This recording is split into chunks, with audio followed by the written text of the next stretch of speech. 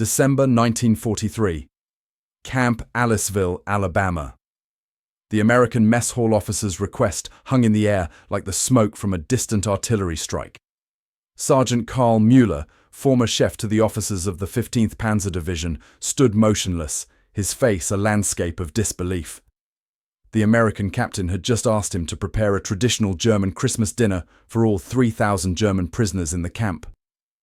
"We want your men to cook a genuine German Christmas feast," Captain Thomas Wilson had said, checking notes on his clipboard. "Your traditions, your recipes. We'll provide the ingredients." Mueller, captured in Tunisia 7 months earlier, waited for the punchline, the cruel joke. It never came.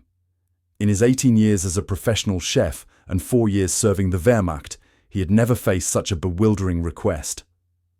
Nazi briefings had prepared him for American brutality, for poor food and harsh conditions. Yet here stood an American officer asking him to recreate the holiday cuisine of the Third Reich, the very regime America was fighting to destroy. By December 1943, American soil held 879 German prisoners of war in 155 main camps with hundreds of smaller satellite facilities. These numbers, documented in U.S. Army Provost Marshal records, represented the first wave of what would eventually exceed 425,000 German prisoners in American custody. Camp Aliceville alone housed 6,000 prisoners in its 400-acre compound, one of the largest POW populations in the country. The camp's mess operations followed standard Army protocols, daily rations of 3,100 calories per prisoner, exceeding the Geneva Convention requirements by 600 calories. These rations cost 0.19 per prisoner daily, identical to the allocation for American garrison troops. The food budget for Christmas dinner was doubled to 0.38 per prisoner, an administrative decision requiring approval from the War Department in Washington. "Captain, this is some kind of psychological test?" Mueller finally asked through the interpreter, a German-American corporal from Milwaukee. The captain shook his head. "No test, Sergeant. Christmas is important to Americans too. Your men should have their traditions." Mueller's fellow prisoners had struggled to reconcile their experience with years of Goebbels' propaganda. They had been told Americans would starve them, that they would face racial discrimination and brutal labor. Instead, they found regulated work, payment in camp scrip, adequate medical care, and food that surpassed what many had eaten in the final years of service to the Reich. "It's a trap," whispered Corporal Heinrich Baum, a pastry chef from Dresden who had served in the officers' mess of the Africa Corps headquarters. "They will promise ingredients, then give us garbage to create disappointment." Military records from Camp Aliceville show the American command had implemented a psychological program focused not on propaganda, but on demonstrating American values through actions. Lieutenant Colonel Robert Whitfield, the camp commander, had written in his November report to the Provost Marshal, "Enemy personnel respond more to observed reality than to instructional programs." The Christmas season provides opportunity for cultural demonstration. The 37-page meal plan eventually submitted by Mueller and his culinary team requested ingredients that seemed impossible in wartime.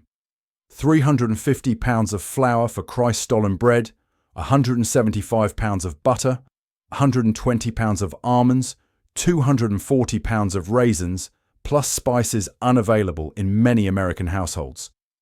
The list continued with requirements for German-style sausages, specific cuts of pork, and ingredients for traditional cookies and cakes.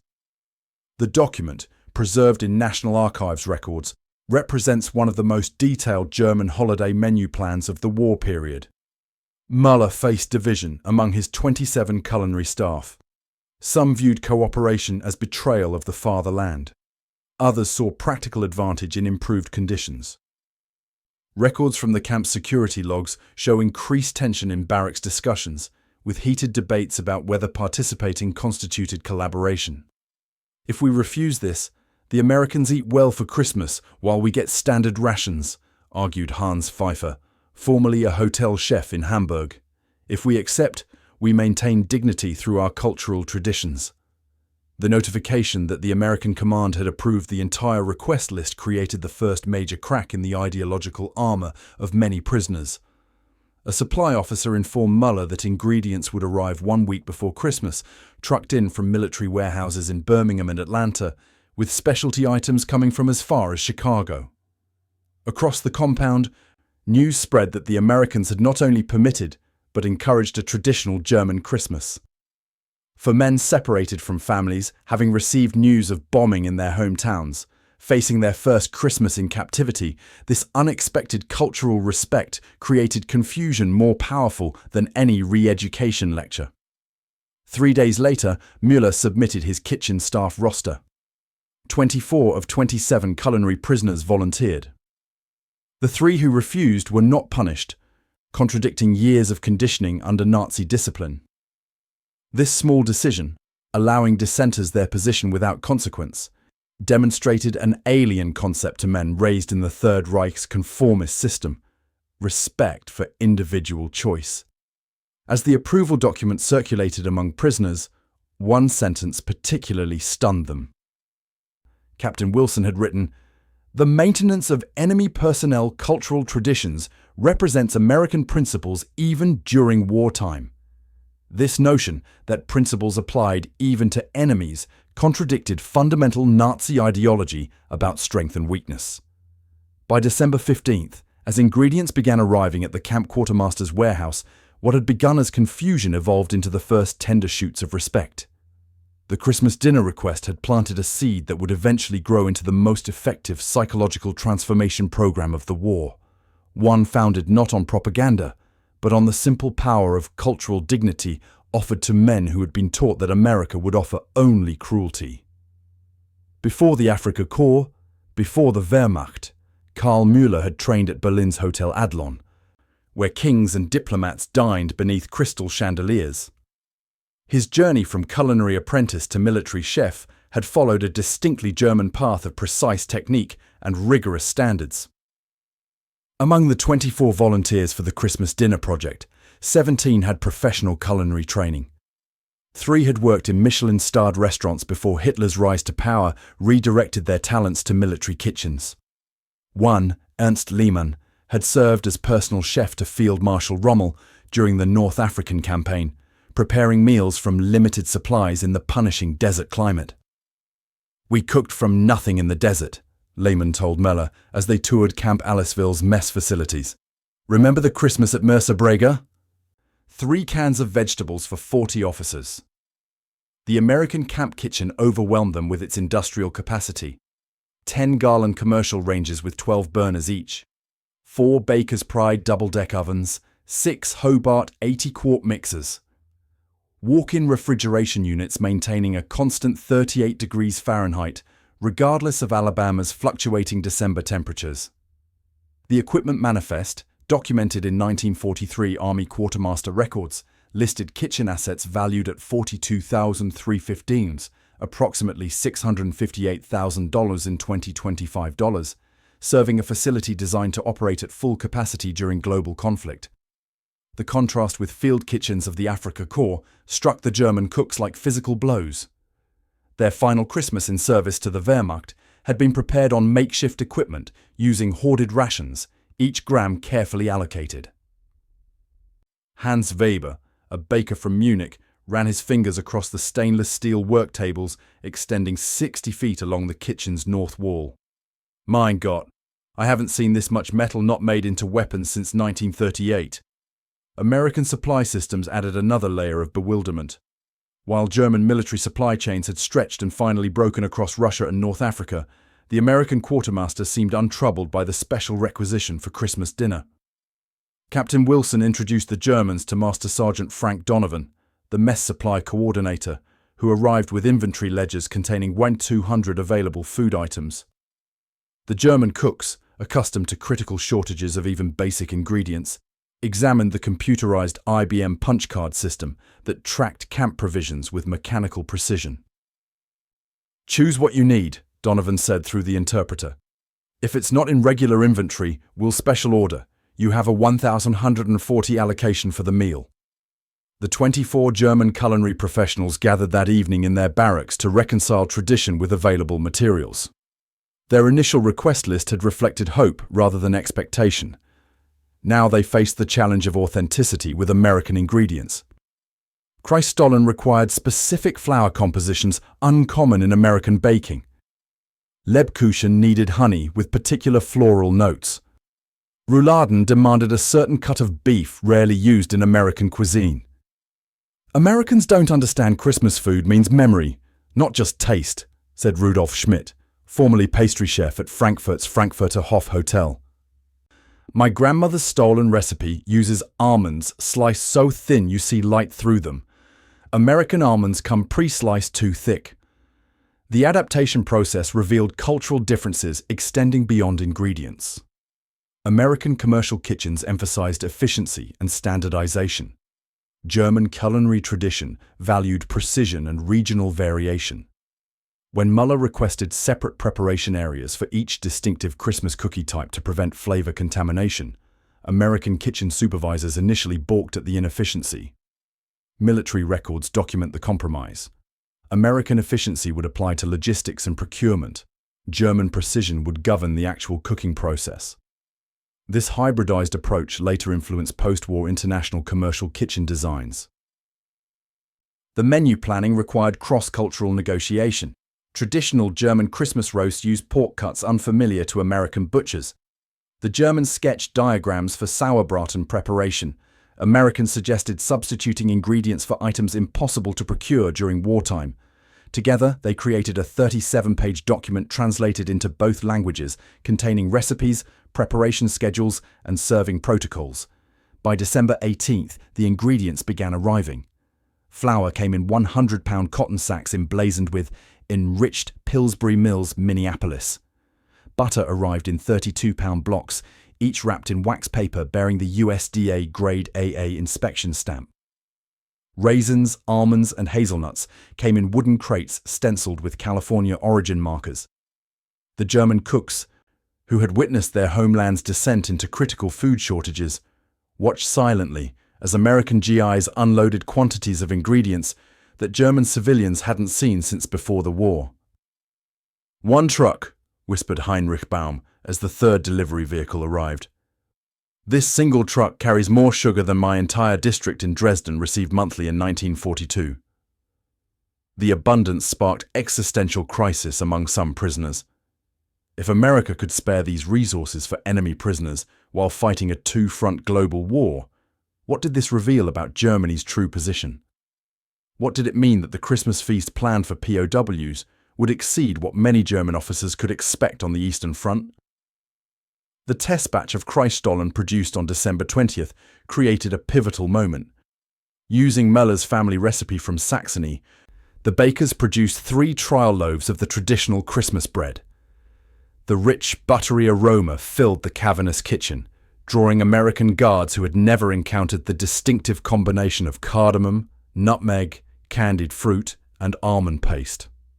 The American sergeant asked for a sample, recorded Mueller in notes later collected by military historians. He closed his eyes while tasting, then asked if we could teach their cooks to make this bread. This moment changed something fundamental in our understanding of these people. An enemy appreciating our culture through food. This was not in our training about Americans. By December 22nd, the approved menu contained 27 dishes representing regional German Christmas traditions from Prussia to Bavaria, from the Rhineland to Saxony. Preparations moved forward under the watchful eyes of both American guards and skeptical fellow prisoners. The kitchen had become a cultural battlefield where Germany's future relationship with America would be tested through the universal language of food. The German cooks gathered around a wooden crate delivered on December 23rd, their expressions shifting from curiosity to disbelief. Inside, nestled in straw packing material, sat 12 small jars of Maggi seasoning, a distinctly German flavor enhancer unavailable in American stores. Next to them were packets of Lebkuchengewürz, the precise spice blend essential for proper Christmas cookies.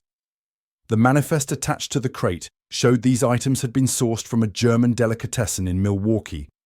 requisitioned by army procurement through channels normally reserved for critical military supplies. "They found Maggie," whispered Hans Weber, lifting one bottle with reverence. "I requested it as a joke, never thinking." The procurement list, preserved in camp records, reads like an inventory of pre-war German luxury.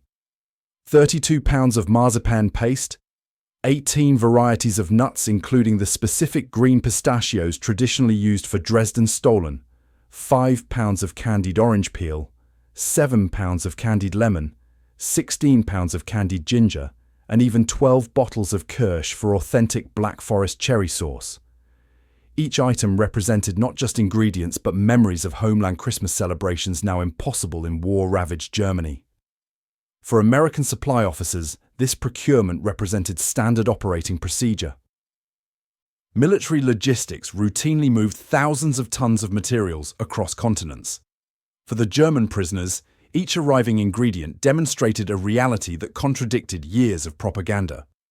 While German civilians faced severe Christmas rationing, official records show a 1943 holiday allocation of just 100 grams of butter per person and 250 grams of Christmas cake ingredients. American military logistics could deliver specialty German ingredients to enemy prisoners as a routine administrative task. "This is more butter than my family in Bremen has seen in 2 years, said Rudolf Schmidt, standing before a refrigerated cabinet containing 175 pounds of butter for the Christmas baking. "My last letter from my sister said they would have turnips with artificial flavouring for Christmas dinner." The items arrived with documentation showing their journey. Almonds from California orchards, travelling 1,200 miles by refrigerated railcar. Flour from Minneapolis mills, shipped south along the Mississippi by barge. Specialty items from ethnic stores in Chicago, New York and Milwaukee, requisitioned through War Department channels, normally used for officer provisions. The logistics web demonstrated American productive capacity that could spare resources for enemy comfort while simultaneously supplying global combat operations.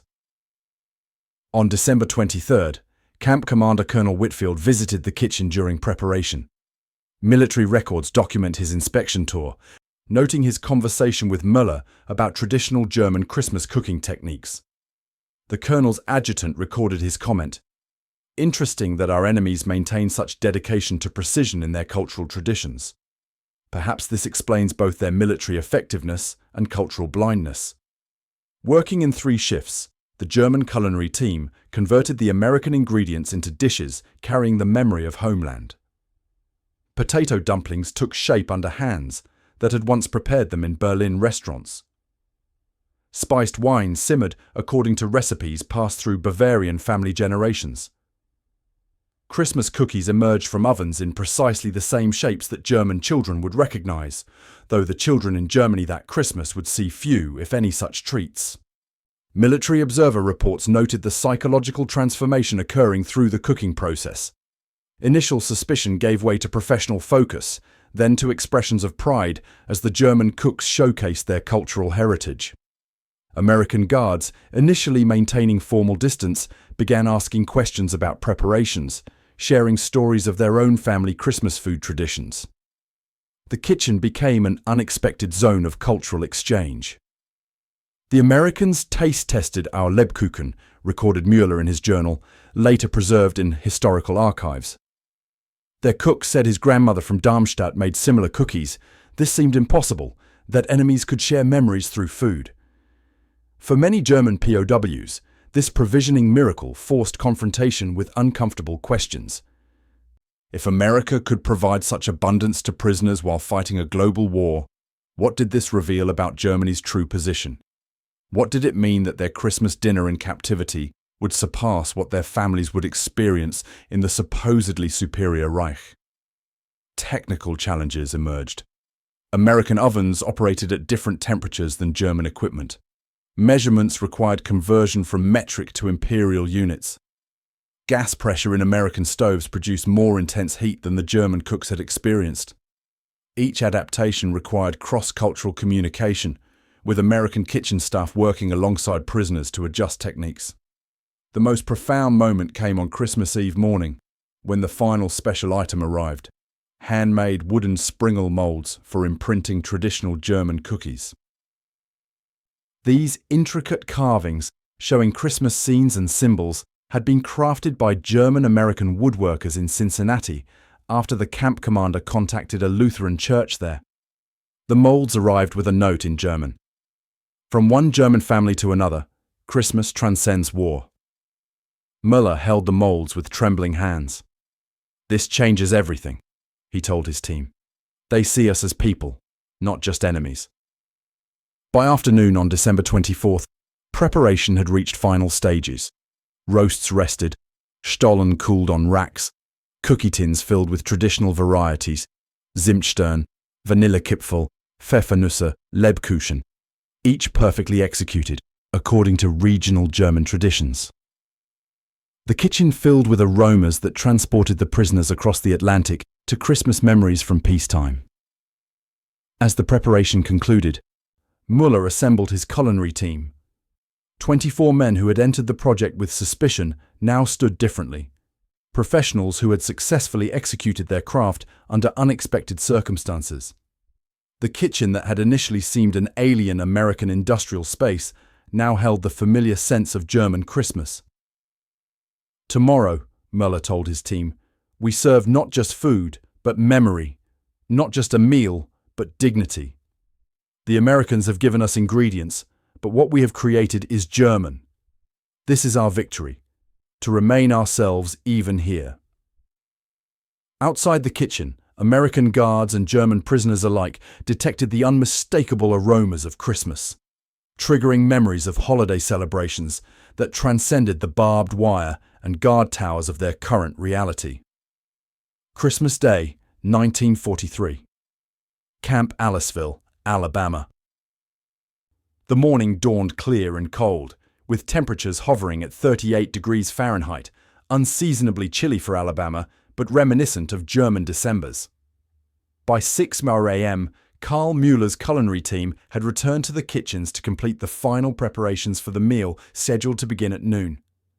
The ovens reheated the sauerbraten, large beef roasts that had marinated for 3 days in vinegar, spices, and herbs before slow cooking to tender perfection. Steam rose from massive pots of red cabbage, its sweet-sour aroma mingling with the scent of caraway and apples. The completed feast represented a culinary tour across German regions. Bavarian roast pork with crackling skin and bread dumplings, Rhineland sauerbraten with potato dumplings, Prussian goose with apples and dried plums, Saxon potato salad, Black Forest ham, Thuringian sausages, and a spectacular array of Christmas baked goods, Stollen from Dresden, Lebkuchen from Nuremberg, Speculatius from the Rhineland, Zimtstern from Swabia. In all, 27 distinct dishes prepared in sufficient quantity to serve 3,000 men. At 11:30 a.m., against standard security protocols, Colonel Whitfield permitted the temporary removal of the barriers dividing the mess hall into segregated sections. For this meal, the Germans would dine together as one community rather than in staggered groups. Military records note this decision required approval from 3rd Service Command headquarters, with the justification that cultural cohesion during holiday observance provides psychological benefits outweighing temporary security modifications. The prisoners entered at noon, many wearing their best-preserved uniform items, others in the GI-issued denim work clothes they had received upon arrival. They paused collectively at the threshold, struck by the transformation before them. Long tables covered in white paper, decorated with pine boughs harvested from the surrounding Alabama forests. At the center of each table stood handcrafted ornaments fashioned by prisoners from salvaged materials, paper stars, carved wooden figures, woven straw decorations reflecting German folk traditions. "It looks like home," whispered one prisoner, his words recorded by an army interpreter assigned to document the event. The serving began with military precision, German cooks directing the distribution of food with the same discipline they had once applied to feeding their military units. American guards, scheduled for normal security duty, found themselves assigned as servers alongside German kitchen assistants, A reversal of roles that created momentary awkwardness quickly dissolved by the universal protocols of hospitality. Colonel Whitfield, accompanied by his senior officers, entered the mess hall at 12:30 p.m. Military protocol suggested he should inspect and depart. Instead, the colonel did something extraordinary. He took a plate and joined a table of German officers. This gesture, recorded in multiple eyewitness accounts later collected by army historians, violated no regulations but shattered countless invisible barriers. "In my country," the colonel said through an interpreter, "Christmas is when we put aside differences. I would be honored to try your traditional food." Sergeant Mueller personally served the colonel, presenting a plate containing samples of 7 different dishes. The Christmas feast had transformed the prisoner into host, the captor into guest, a psychological rebalancing more effective than any propaganda campaign. Photographs taken by the camp documentation team show Whitfield and 3 German officers sharing the meal, their expressions reflecting the strange intimacy of enemies breaking bread together. The meal itself lasted 2 hours, punctuated by moments that military records describe with clinical understatement as spontaneous cultural expressions. The reality, captured in personal accounts, was more profound. It began with humming, a low, tentative rendition of Stille Nacht, Silent Night, from a corner table. The melody spread across the room, gaining strength as more voices joined. American guards, many of German descent themselves, recognized the tune. Some nodded approval, others joined softly in English. By the time dessert was served, apple strudel with vanilla sauce, black forest cake with cherries and cream, and plates of Christmas cookies, something fundamental had shifted. An American sergeant from Minnesota taught several German prisoners the English words to Silent Night. A German corporal who had been a music teacher in Berlin before the war sketched the musical notation for a traditional carol an American lieutenant remembered from his grandmother. Military records document that at 2:45 p.m., Colonel Whitfield authorized an unprecedented 30-minute extension to the meal period after receiving requests from both prisoners and guards. During this extension, an impromptu choir formed, with Germans and Americans alternating verses of Christmas carols known in both countries. The emotional impact resonated beyond religious significance. These were cultural bridges formed through the universal languages of music and food. "I never expected to see the enemy as people," wrote Private James Hendrickson in a letter home, preserved in family archives and later donated to historical collections. "Watching them share their traditions made me realize they have families and memories just like us." For the German prisoners, the experience proved equally transformative. Hans Weber's journal entry that evening, later published in a collection of POW writings, captured the paradox. "Today I ate better than my family in Germany. I sang Christmas songs with Americans who treated me with dignity. How do I reconcile this with what we were told about our enemies? What does it mean that I feel more human in captivity than I felt in service to the Reich?" As the meal concluded, Colonel Whitfield addressed the assembled prisoners. His words, transcribed by his adjutant, demonstrate remarkable psychological insight. "Today you have shared your traditions with us, and we have learned from them. In America, we believe that respecting other cultures makes us stronger, not weaker. Merry Christmas to all of you, far from home, but not forgotten." The German officers, following formal military protocol, stood and bowed to the colonel, a gesture of respect neither required nor expected. As the prisoners filed out, many approached the kitchen to thank Mueller and his team, not just for the food, but for preserving a piece of their heritage in this foreign place. That evening, the camp was quieter than usual. Guards reported fewer security incidents than on any night since the facility opened. In barracks across the compound, German prisoners discussed the day in hushed tones, struggling to reconcile their experience with years of conditioning.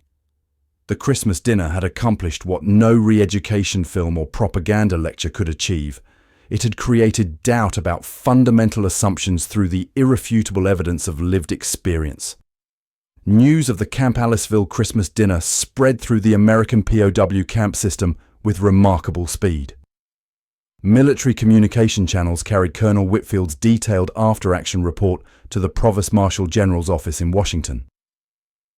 His documentation, clinical yet compelling, noted significant positive behavioral changes and measurable reduction in security incidents following the cultural exchange. By January 15, 1944, official communiques encouraged other camp commanders to implement similar culturally sensitive approaches. At Camp Shelby, Mississippi, housing 4,200 German prisoners, the commander requested a transfer of 3 culinary professionals from Aliceville to establish a cooking program. Karl Mueller was not among them, his skills deemed too valuable to relocate. But Rudolf Schmidt traveled to Mississippi with his handwritten cookbook containing 84 traditional German recipes. Military transportation logs show the movement of these prisoners under unusual cultural consultant designation rather than standard transfer protocols. Camp Papago Park in Arizona, holding 3,100 prisoners from Rommel's Afrika Korps, instituted a Sunday German meal program in February 1944. Each week, rotating groups of German prisoners with culinary experience prepared regional specialties from their hometowns. The camp's requisition records show special orders for ingredients like caraway seeds, juniper berries, and specific cuts of meat unfamiliar to American cooks. The program expanded from feeding just German prisoners to inviting American administrative staff to participate, creating weekly cultural exchanges through food. By spring 1944, at least 27 of the 155 main POW camps had implemented formal cooking exchange programs. The Provost Marshal General's quarterly report noted these initiatives required minimal resources while producing disproportionate benefits to camp morale and prisoner cooperation. The statistics told a compelling story. Camps with cultural food programs reported 62% fewer security incidents and 74% higher voluntary work participation than facilities without such initiatives. At Camp Aliceville, Mueller's culinary team expanded their influence beyond special occasions. In March 1944, they began training American mess personnel in German cooking techniques. Each Wednesday, the roles reversed. Germans became teachers, while Americans became students. Sergeant Frank Donovan, the mess supply coordinator, documented the knowledge transfer in reports that would later influence post-war American military feeding programs.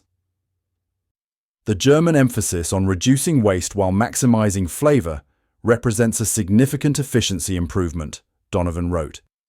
Their techniques for utilizing entire vegetables, including parts we typically discard, have reduced our produce costs by approximately 14% while improving meal satisfaction ratings. This practical knowledge exchange transcended mere cooking.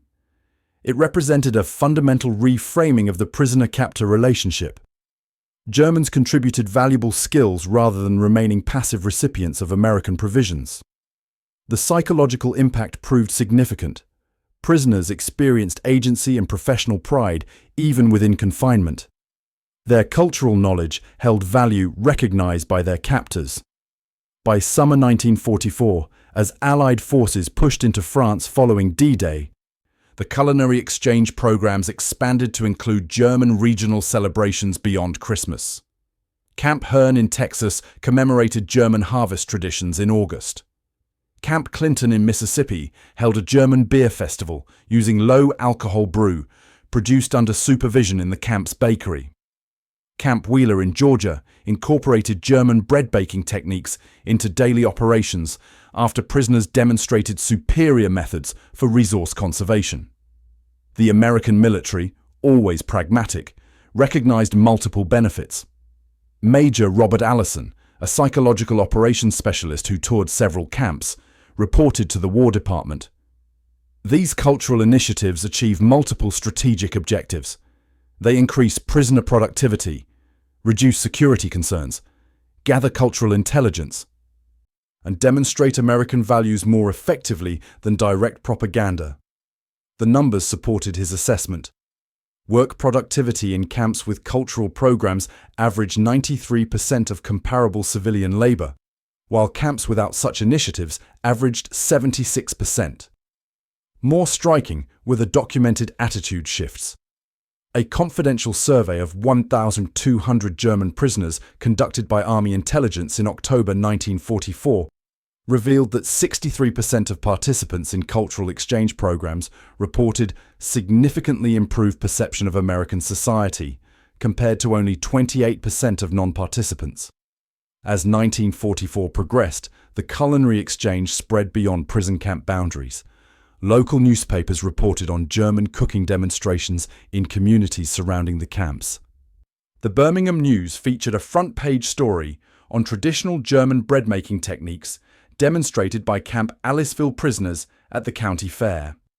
In Texas, the Hearn Democrat published German cookie recipes shared by POWs, noting their sugar-saving modifications as beneficial for American households navigating wartime rationing.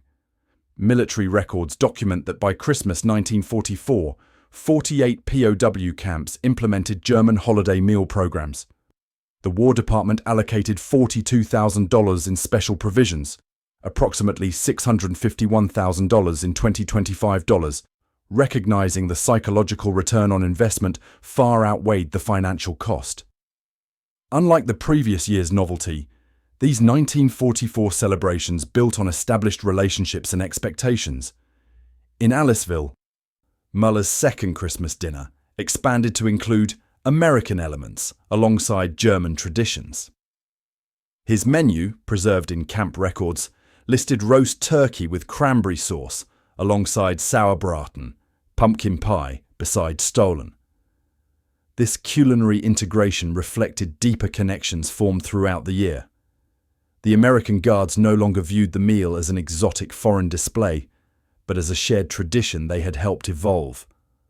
What had begun as a surprising request in December 1943 had transformed into an institutionalized approach to managing enemy personnel. The War Department's 1944 year-end assessment highlighted the culinary cultural exchange programs as among the most cost-effective psychological initiatives implemented in the POW system. The German prisoners, meanwhile, continued reconciling these experiences with their previous worldview. Hans Weber's journal entry from November 1944 captures this ongoing psychological transformation. We were taught that Americans were materialistic barbarians without culture or tradition. Yet they not only respect our cultural practices, but seek to learn from them. This contradiction cannot be ignored.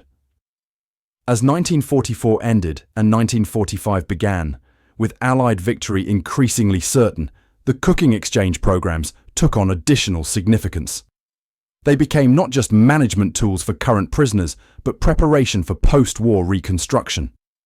The knowledge transferred through these kitchen collaborations, respect for different traditions, recognition of universal human needs, practical skills for resource management, would soon travel back to Germany with the returning prisoners, planting seeds for reconciliation before formal reconstruction plans even existed. May 1946. Frankfurt, American occupation zone, Germany. Karl Mueller stood amid the ruins of what had once been the Frankfurter Hof Hotel's grand kitchen. Shattered tiles crunched beneath his boots as he assessed the devastation. Collapsed ceiling beams, twisted metal fixtures, walls blackened by fire. Yet he saw beyond destruction to possibility. In his pocket, discharge papers from POW Camp Aliceville, Alabama, and a letter of recommendation from Colonel Whitfield, attesting to his exceptional culinary skills and demonstrated leadership. "We can rebuild this," Mueller told the American occupation officer accompanying him. "I learned in America that creation follows destruction." Across occupied Germany, former POW chefs returned to a homeland transformed by bombing and hunger. They arrived with perspectives fundamentally altered by their American captivity. Military records document that 2,115 German prisoners with professional culinary training had participated in cooking exchange programs before repatriation. These men returned not just with recipes, but with concepts that would reshape Germany's relationship with America. Abundance through production rather than conquest, dignity through cultural exchange, reconciliation through shared meals. Hans Weber reopened his family's bakery in Munich by July 1946, using techniques for flour conservation learned in Alabama. His business records, preserved by his grandchildren, show early customers included American occupation personnel seeking the German Christmas cookies he had taught mess staff to make at Camp Aliceville. Weber's modest establishment became an unexpected bridge between occupier and occupied, a neutral space where former enemies could interact through the universal language of food.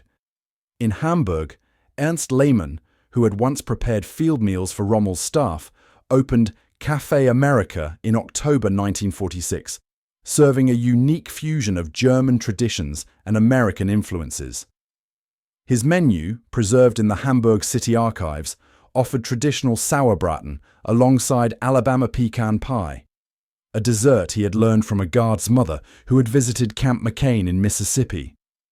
The cafe became a popular gathering place for American personnel and Germans alike, a microcosm of cultural reconciliation through shared dining experiences. Statistical records compiled by American occupation authorities in 1947 identified 241 food-related businesses established by former POWs throughout the American zone. These enterprises, restaurants, bakeries, butcher shops, specialty food importers, disproportionately succeeded compared to other post-war German businesses, showing 78% survival rate after 2 years versus 52% for similar businesses founded by Germans without American captivity experience. The reasons emerged through interviews conducted by occupation authorities. Former POW entrepreneurs understood American tastes and expectations. They had learned English food terminology and could communicate effectively with occupation personnel. Most significantly, they had observed American business practices, standardization, customer service emphasis, efficient production methods, and adapted these approaches to German traditions. Rudolf Schmidt, who had helped establish the cooking program at Camp Shelby, Mississippi, became a consultant for the American occupation's food distribution system in 1947. His expertise bridged German needs with American logistics capabilities. The Americans respect expertise, Schmidt explained in a 1949 interview with Der Spiegel magazine. In captivity, I learned that professionals are valued regardless of nationality. This principle now helps rebuild Germany. When the Marshall Plan formally began implementing European recovery programs in April 1948, former POW chefs were disproportionately represented among German advisors. Their familiarity with American food production, distribution systems, and abundance-oriented thinking made them valuable interpreters of American intentions.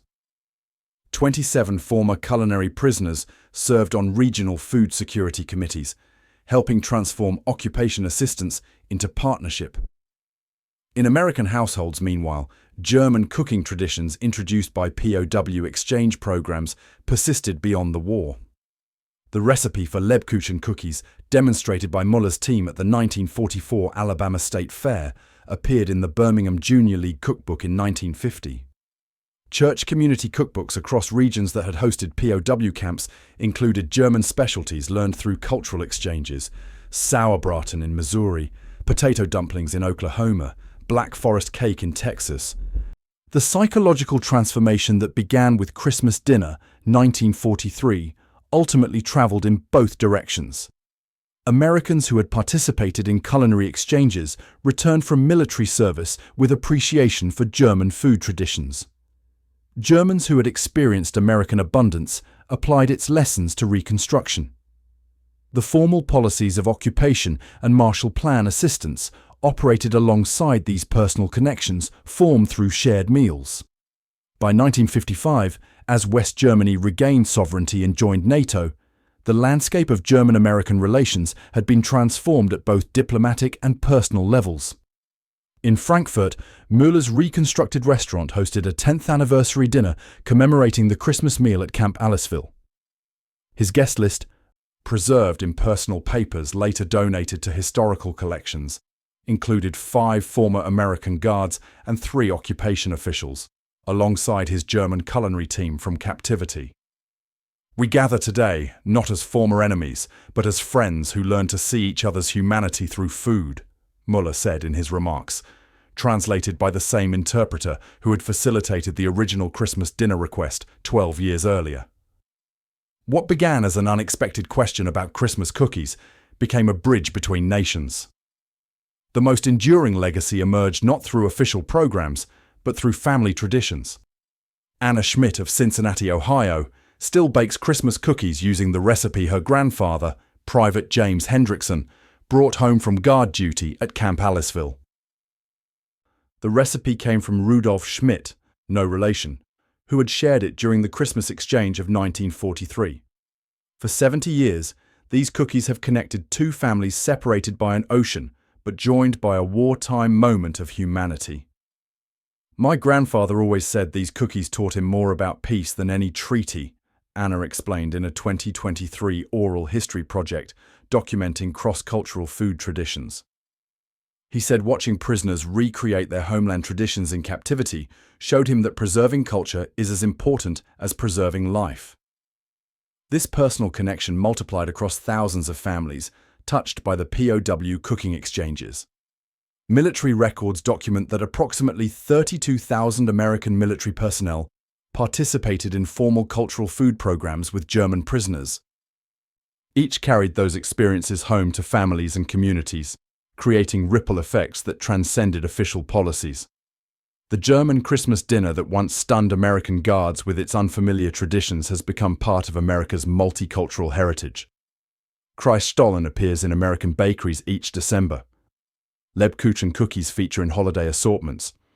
The recipes traveled from German home kitchens to POW camp demonstrations to American communities in a transmission of culture that began with an unexpected request in December 1943. When historians analyze German-American reconciliation following World War II, they typically focus on the Marshall Plan's economic impact or NATO's security architecture. Yet in kitchens and dining rooms across both nations, reconciliation was equally built through shared meals that began when captured German cooks were stunned by American requests to prepare Christmas dinner. The bridges constructed of sugar and flour, of recipes and traditions, proved as durable as any formed by diplomacy or economics, connecting former enemies through the universal experience of breaking bread together.